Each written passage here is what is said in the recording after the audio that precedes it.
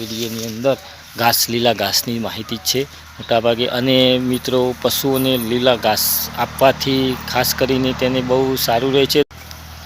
મારા પશુપાલક મિત્રોને મારા જય સીતારામ. તો દોસ્તો, મારી ચેનલને લાઇક, શેર, સબસ્ક્રાઈબ અને કમેન્ટ કરજો મિત્રો. તો આજે આપણે વિડીયો છે પશુઓને લીલા ઘાસચારા વિશેની માહિતી.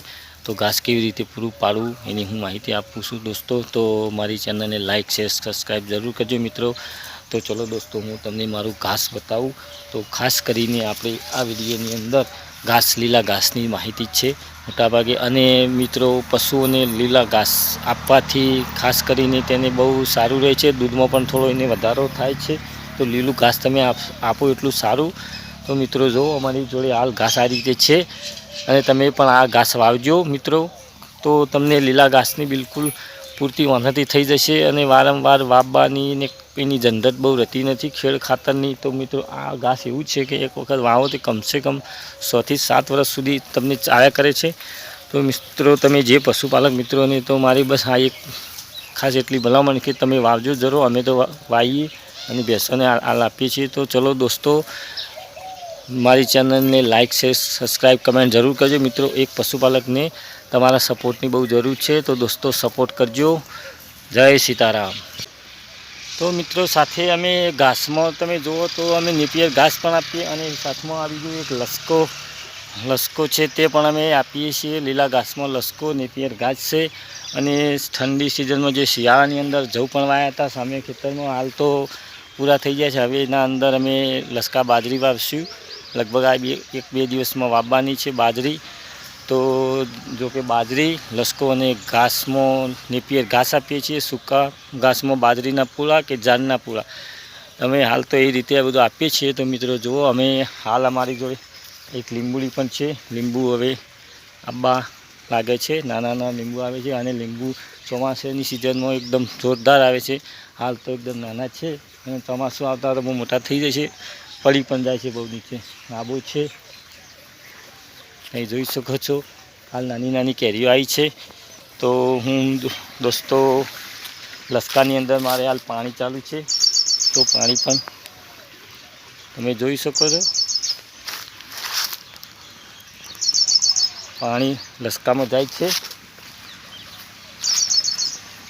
તો દોસ્તો અમારે ઉપરના પાણી એટલે કે કૂવાનો 120-30 ફૂટના ઉપરથી જ પાણી આવે છે.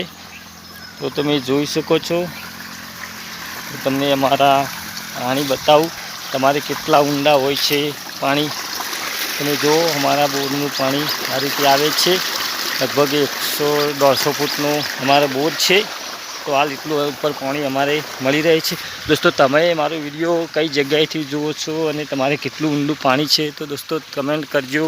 મારી ચેનલને લાઇક, શેર અને કમેન્ટ જરૂર કરજો. દોસ્તો તમે મારો વિડીયો જુઓ છો પણ કમેન્ટ કે લાઇક કરતા નથી.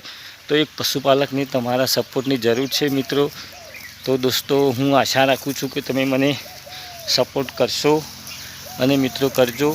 અને તમે બીજું કહો, હાલ અમારી જોડે ગાય ભેંસનો શેડ બનાવવાનો છે અહીંયાથી ત્યાં આગળ સુધી. પણ મિત્રો કેવું છે કે દેવું કરીને કોઈ કામ હું કરવા માગતો નથી.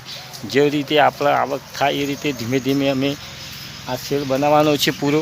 પણ દેવું કરી કે કોઈ લોન લઈ એ રીતે કરવું નથી. તો દોસ્તો જે રીતે આપણે બેલેન્સ થાય એ રીતે ધીરે ધીરે શેડ કરશું. પણ દેવું કરીને કોઈ કામ કરવું જરૂરી નહીં મિત્રો. કે જરૂર હોય તો કરી દેવું પડે, પણ હાલ જો કે ચાલે એવું છે. તો દોસ્તો અમે બસ ટૂંક સમયમાં અને કામ લેવાનું છે.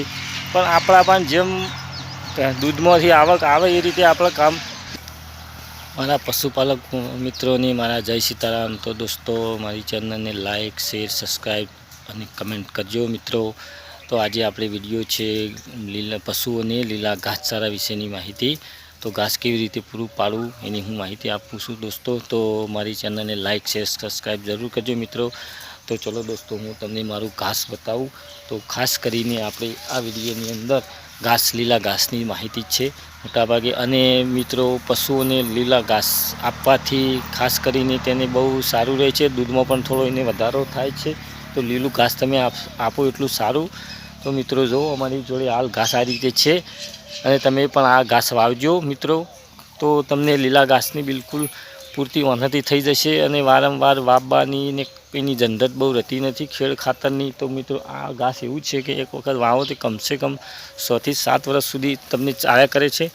તો મિત્રો તમે જે પશુપાલક મિત્રોને તો મારી બસ આ એક ખાસ એટલી ભલામણ કે તમે વાવજો જરૂર. અમે તો વાવીએ અને ભેંસોને હાલ આપીએ છીએ. તો ચલો દોસ્તો, મારી ચેનલને લાઇક શેર સબસ્ક્રાઈબ કમેન્ટ જરૂર કરજો મિત્રો. એક પશુપાલકને તમારા સપોર્ટની બહુ જરૂર છે. તો દોસ્તો સપોર્ટ કરજો.